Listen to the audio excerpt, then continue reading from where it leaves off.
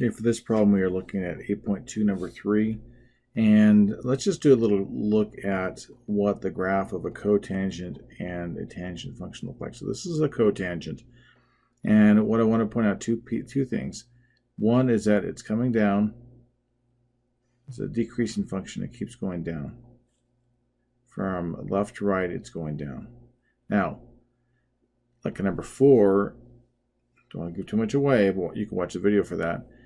But you can have it go up and be a cotangent function if you have a negative leading coefficient. The other thing I want to point out is, look at our period. It goes 0 to pi, or negative pi to 0, or pi to 2 pi, and so on. So the period is pi, and that's the same as for a tangent function.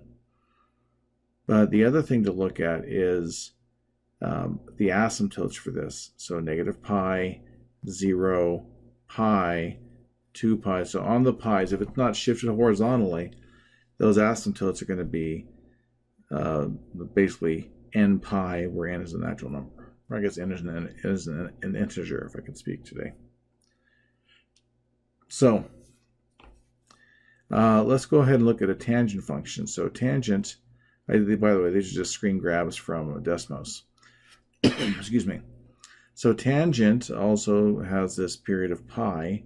So notice this, as x gets bigger, going from left to right, this is going up. These are increasing functions. And here your asymptote is going to be negative pi over 2 and pi over 2. By the way, why would that be? By the way, why is their asymptote going to be at negative pi over 2 and pi over 2? I'm trying to change my pen color. I guess I got to turn my pen back on. And that's because tangent is sine over cosine. And these are places that cosine is 0. In the previous one, for this cotangent, why are they at on the pi's? Well, because this cotangent is cosine over sine, and where sine is 0, it's undefined. So back up to this, though. What might be helpful is to look how in the standard function that's not shifted right or left, up or down, it's going to cross here at the origin. And that's a big deal. A couple other things to look at. This is helpful in trying to determine some of the values. So halfway between 0 and pi over 2 is pi over 4. So notice pi over 4 corresponds to 1. So pi over 4, comma 1. Or think of it as halfway between the crossing point, if I call it that, and the asymptote, it should hit 1. So notice it's going up and over 1. And then likewise, negative pi over 4 corresponds to negative 1. Just some old marks from an earlier use of the same thing. So what I'm getting at here is when I go to that halfway place between the asymptote and the middle, if I can call it that, middle on something that's infinite, then halfway between that, it goes up 1. So if it's going up 2, I have a stretch factor of 2. If it's going up 3, I have a stretch factor of 3, and so on. So let's take a look at this problem with this knowledge in hand. And I focus on the tangent because I saw it looks like it's, this could have been up here. That's gone down by 2. So that's something that kind of stuck out to me. Now, when we're looking for the period, I find it easiest to say, okay, here are some places it crosses. So going from negative 3 pi over 4 to pi over 4, that's a distance of pi. Or from pi over 4 to 5 pi over 4, that's a distance of pi. So that's why our period is pi. And that's the standard period for a tangent function. Now, normally when we're trying to find our b, we would say that pi over b equals 1. And I know when you're doing the ones for sine and cosine, it was 2 pi over b, but this one has a period of pi. And the way I'd solve this, I'd invert both sides. So I'd say b over pi equals 1 over 1. So b pi b equals pi over 1, or pi. Yeah.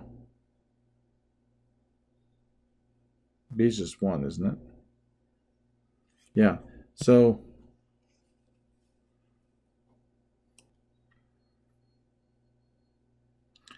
pi over b is pi. And normally the way I do this, I'd say b over pi is 1 over pi. So b equals pi over pi, which is 1. And I think we saw that, and so because it is the period it's supposed to be. But just that's how I do my calculations. Okay. So what is a positive vertical stretch factor for the function? Okay, so let's look and see. Can we find a positive vertical stretch factor? So I noted this point, I note this point, and I note this point. So these are places it's crossing at an integer. So if I look at this distance, looks like 3, and this distance looks like 3. So that's why we come up with the positive vertical stretch of 3. And then if we come to what is the vertical shift, well, this should have been up here, so it's down by 2, so that's where you get a -2 vertical shift. So if we put it all together, we're going to have f of x, I think is what they used. It's going to be 3 times, it's a tangent function. I did a tangent, first of all, because it's an increasing function, where cotangent's decreasing, but also we already have our pi over 2 and negative pi over 2 as vertical azimuths. Now, technically, could you write this as a cotangent? You actually could. You could not write it as a shifted cotangent, but it gets much more complicated. So let's not make it hard. We have 3 tangent of what? I think it's just x, because our b is 1, minus 2. 3 tangent of x minus 2. And that's what it is. Okay, hope that helps explain it. There's also a video I made for number 4, and there's some older videos there also, if you look in the list that I brought into that main list. There's also, or in the list by the assignments, so in the module. Okay, hope that helps. Let me know if you have questions.